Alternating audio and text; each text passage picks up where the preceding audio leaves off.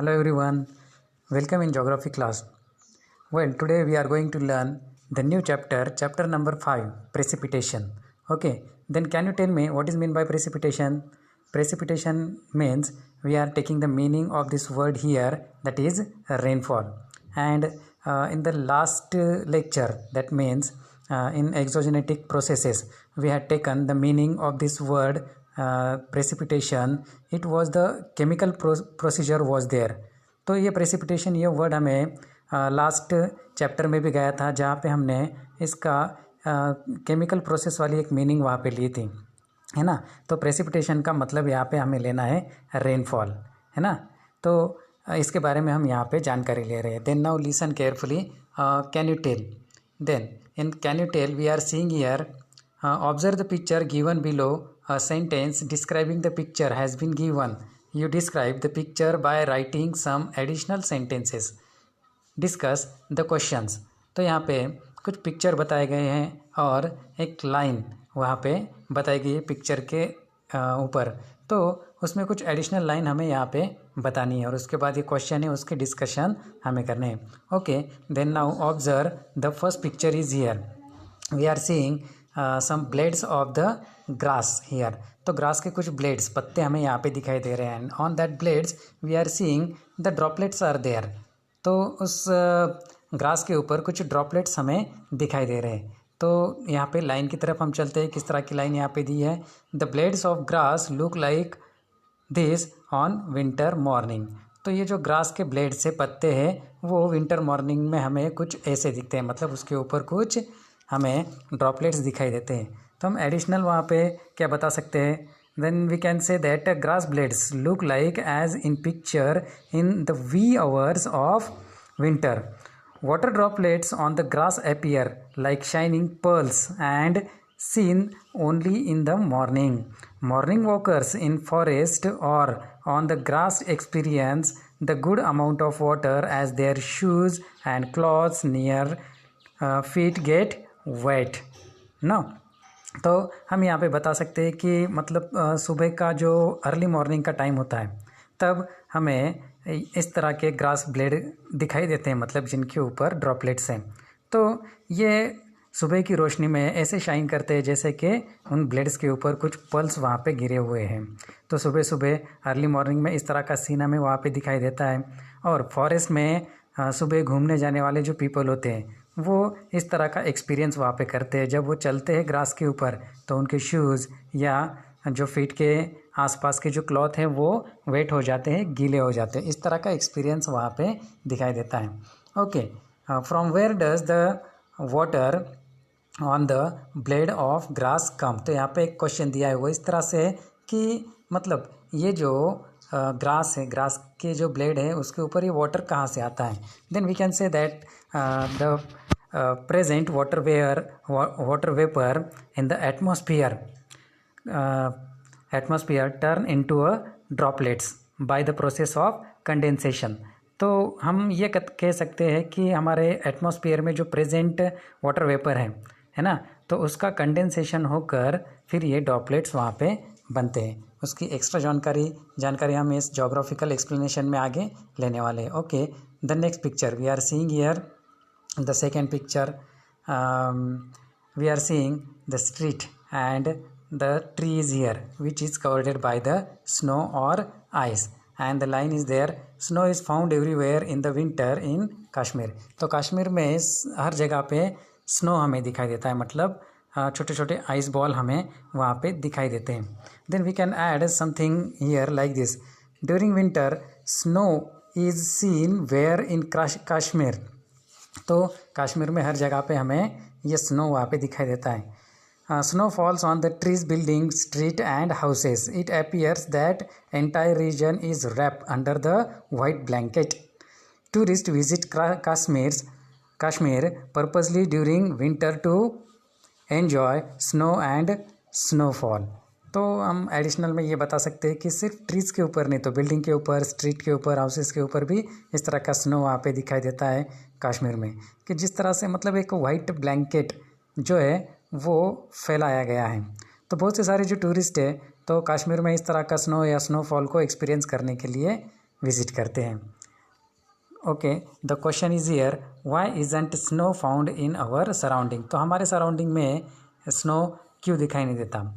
तो generally we can say that the snowfall we experience in the higher altitude and we are not living in the higher altitude. तो हम कह सकते हैं कि snowfall generally कहाँ पे दिखाई देता है कि जो एरिया हाई एल्टीट्यूड वाला है, मतलब सी लेवल से ऊपर वाला, तो कश्मीर की तरफ, मतलब जो हिमालयन एरिया है, जो माउंटेनियस एरिया है, तो वो बहुत ही ऊंचाई पर है, जिसकी वजह से हमें वहाँ पे स्नोफॉल एक्सपीरियंस होता है। लेकिन हम जो रहते हैं वो जो है वो लोअर एल्टीट्यूड वाला एरिया है, मतलब सी लेवल से हम बहुत ज़्यादा ऊंचाई पे नहीं है, जिसकी वजह से हमें इस तरह का स्नोफॉल वहाँ पे नहीं दिखाई देता। या if the area is in frigid zone और in a very cold zone, then we can experience such type of snowfall.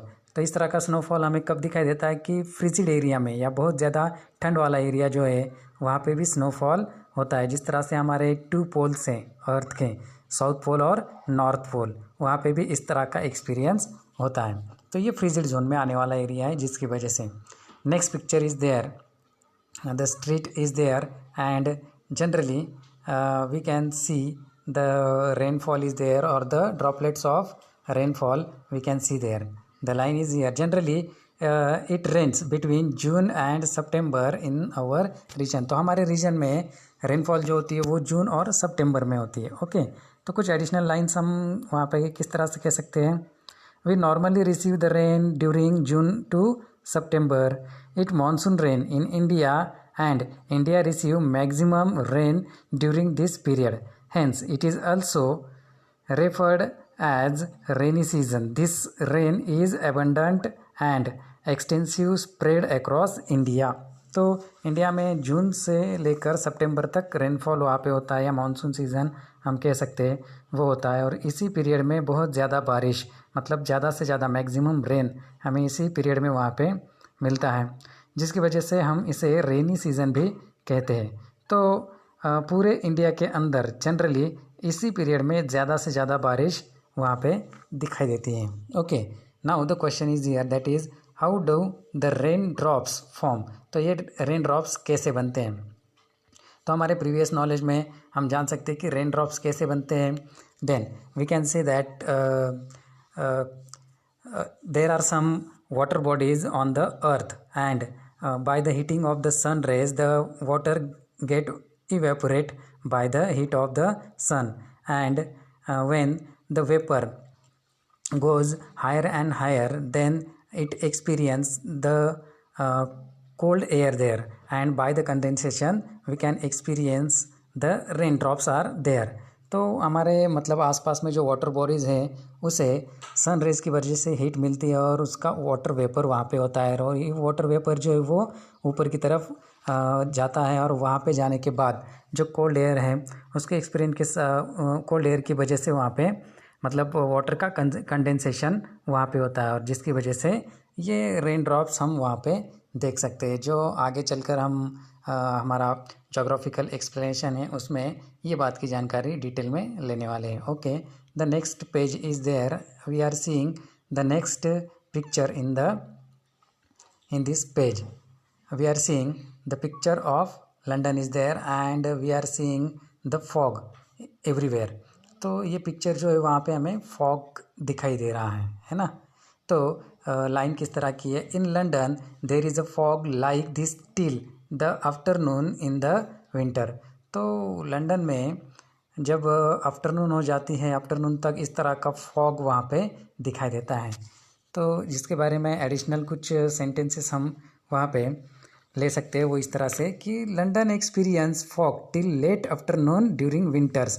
Fog reduces visibility, and hence the parliament building, we are seeing the parliament building there, other buildings and London Tower across Thames River are not clearly visible. It appears as if London is wrapped under clouds. तो यहाँ पे हम बता सकते हैं कि मतलब fog की वजह से विजिबिलिटी वहाँ पे कम हो रही है ना।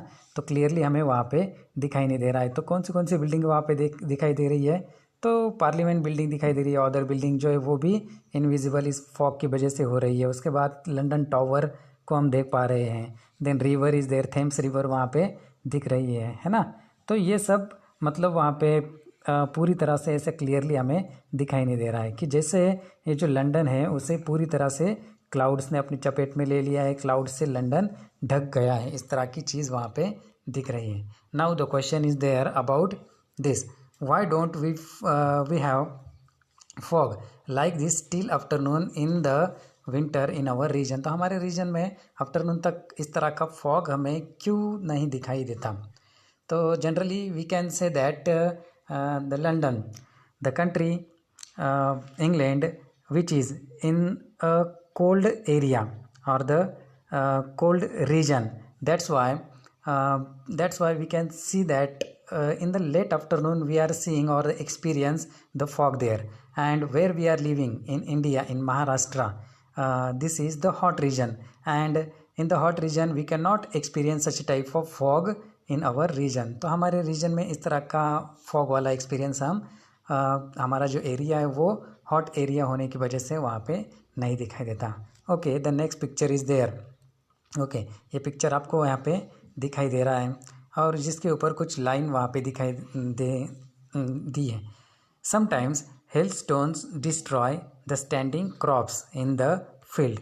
तो इस पिक्चर में हमें कुछ हेलस्टोन, यहाँ पे ये वाइट हेलस्टोन वहाँ पे दिखाई दे रहे हैं। तो जिसकी वजह से क्या होता है, जो खेत होते हैं, फील्ड्स होते हैं, उसमें जो क्रॉप्स है वो डिस्ट्रॉय हो जाते हैं। Then additional lines we can say about it, the hail shower causes damage the crops. तो क्रॉप्स को डैमेज करते ये hail stones. The hails damage houses, trees, vehicles, electric poles and cables. तो ये सारी चीज़ों को भी ये मतलब डिस्ट्रॉय करते हैं। Hails are also dangerous to human, animal and birds. तो मतलब जो लिविंग थिंग है उनके लिए भी ये डेंजरस है। Hail storm can destroy standing crops and farmers suffer. Hails also destroy horticultural orchids like oranges, grapes and plantains. तो मतलब जो फ्रूट जो होते हैं वो भी डैमेज होते हैं इस हेलस्टोन की वजह से, जैसे कि ऑरेंजेस, ग्रेप्स और प्लांटन जैसे जो फ्रूट्स हैं वो भी डिस्ट्रॉय होते हैं। Then the question is there, why don't we get hailstone frequently. तो बार बार मतलब हेलस्टोन को हम वहाँ पे क्यों एक्सपीरियंस नहीं कर सकते या हेलस्टोन क्यों नहीं दिखाई देते। Then the reason behind the forming of hailstone is that when the water vapour get higher and higher, there are some layers of the earth or the high altitude. Then when such a type of water vapor reach in the higher layer where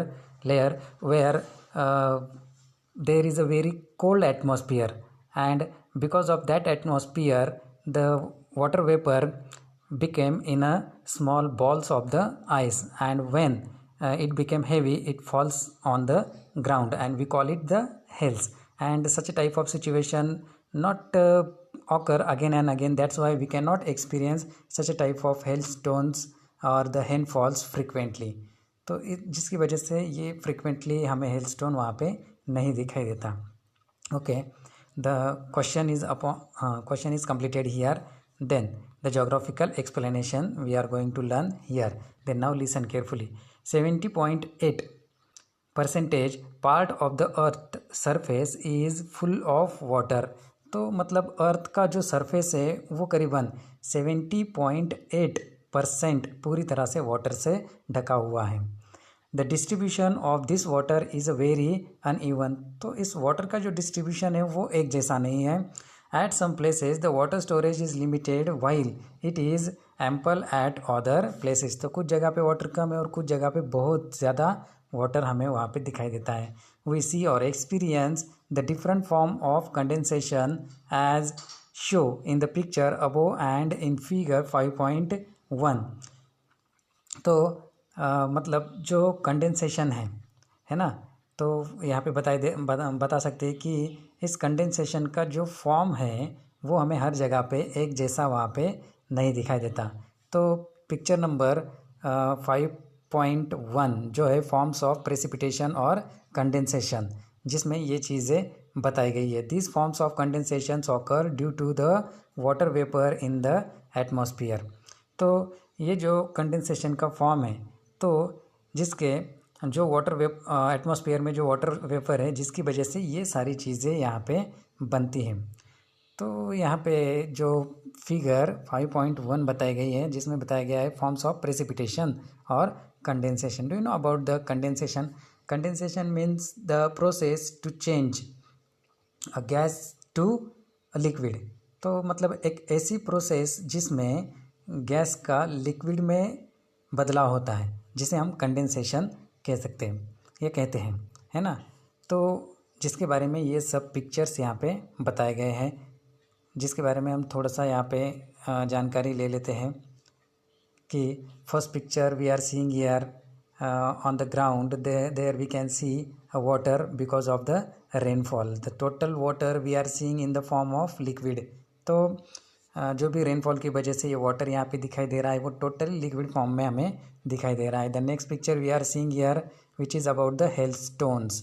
तो ये hailstone हमें ice ball यहाँ पे दिखाई दे रहे हैं, which is in a solid form. तो ये सॉलिड फॉर्म में है, आइस मतलब वाटर का ही फॉर्म है लेकिन सॉलिड फॉर्म में है। Next we are seeing here the snowfall. तो ये स्नो के वाइट बॉल्स यहाँ पे नीचे गिरते हुए हमें दिखाई देते हैं, है ना। तो ये स्नोफॉल वहाँ पे दिखाई दे रहा है, ये भी स्नोफॉल है लेकिन टोटली मतलब ट्रीज को और जो स्ट्रीट है उसे कवर कर दिया गया है। तो ये भी मतलब जिसे हम सॉफ्ट ऐसे सॉलिड फॉर्म में वाटर उसे कह सकते हैं। Then we are seeing a fog in the city. तो यहाँ पे ये फॉग है ना, हम देख रहे हैं इस पिक्चर के अंदर। Okay, the next part is there, that is as the atmospheric conditions change we see changes in the form of condensation. जिस तरह से मतलब एटमॉस्फेरिक कंडीशन चेंज होते हैं, तो उस तरह से ये कंडेंसेशन के फॉर्म चेंज होते हुए हमें दिखाई देते हैं। ये पिक्चर में हमने देख लिए हैं। On winter morning we find dew. तो विंटर मॉर्निंग में हमें कुछ ड्यू ड्रॉप्स वहाँ पे दिखाई देते हैं, जो ऊपर की पिक्चर में हमने देखे थे, है ना। तो ग्रास के ब्लेड के ऊपर देखे। In area located at higher altitude snowfall occurs. तो हायर एल्टीट्यूड वाला जो एरिया है वहाँ पे स्नोफॉल दिखाई देता है। जैसे कश्मीर में हमने स्नोफॉल देखा, जो मतलब माउंटेनियस एरिया है, हिमालयन एरिया है वहाँ पे। While it rains in other places. तो जहाँ पे हम रहते हैं वहाँ पे रेनफॉल होता है। Some places experiences dense fog while some experiences hailstone suddenly and face crop destruction. तो कुछ जगह पे हम डेंस ऐसा फॉग वहाँ पे एक्सपीरियंस करते हैं, और कुछ जगह पे हेलस्टोन अचानक से होने वाले हेलस्टोन या हेलस्टोन फॉलिंग हम वहाँ पे हम एक्सपीरियंस कर सकते हैं, और जिसकी वजह से क्रॉप्स का डिस्ट्रक्शन हम फेस वहाँ पे करते हैं। The next point is about the precipitation, that means rainfall. Waterfalls in the solid or liquid state from the cloud to the ground. Snow, hailstones, rainfall are the major form of the precipitation. तो precipitation के ये form वहाँ पे बताए गए हैं। तो मतलब बादलों से गिरने वाला जो वाटर है वो कभी कभी सॉलिड या लिक्विड फॉर्म में गिरता है। तो स्नो या हेलस्टोन के फॉर्म में वहाँ पे गिरता है, या रेनफॉल के मतलब रेन ड्रॉप्स के फॉर्म में ये प्रेसिपिटेशन रेनफॉल वहाँ पे होता है, जो हमने फिगर 5.1 में यहाँ पे देखा हुआ है। Okay, now the next part we will be see in the next lecture. Okay, bye.